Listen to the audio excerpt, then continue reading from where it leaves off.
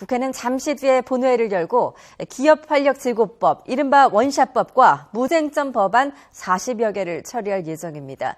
그러나 북한인권법과 선거구 획정 등 나머지 쟁점 법안 처리는 2월 임시국회로 미뤄지게 될 것으로 보입니다. 국회로 가보겠습니다. 강정규 기자. 네, 국회에 나와 있습니다. 네, 오늘 본회의에서 이 쟁점 법안 가운데 원샷법 정도만 처리될 것으로 보인다고요?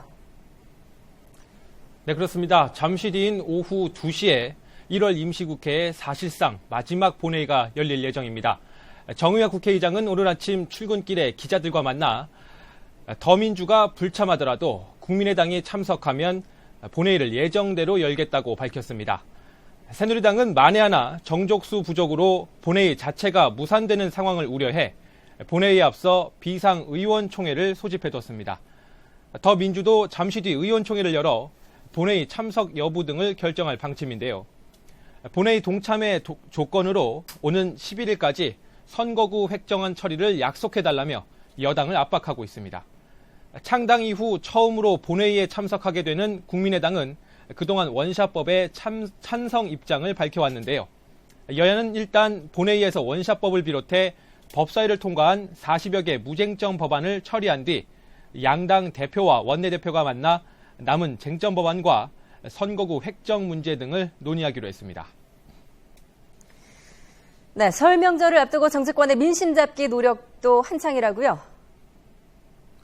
네, 그렇습니다. 먼저 새누리당은 그동안 인선에 진통을 겪어오던 공천관리위원회의 1차 인선안을 발표했습니다. 4선의 이한구 위원장을 필두로 부위원장 겸 간사로 황진아 사무총장, 그리고 홍문표 1부총장과 박종희 2부총장, 김회선 클린공천지원단장 등 5명이 명단에 이름을 올렸습니다.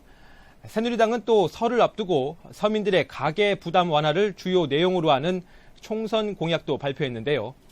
김무성 대표를 비롯한 당 지도부는 전방부대와 전통시장에 이어 오늘 아침엔 우체국을 방문하는 등 민심 잡기 행보도 꾸준히 이어가고 있습니다. 더민주 김종인 위원장은 당의 경제정책 기조인 더불어 성장론을 바탕으로 총선 공약 마련에 고심하고 있습니다.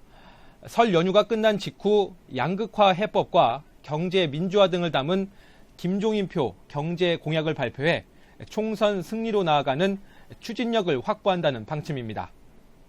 국민의당 안철수 천정배 공동대표는 오늘 오전 광주 5.18 묘지를 참배하고 지역 언론인들을 만나는 등 호남 민심 잡기에 나섰습니다.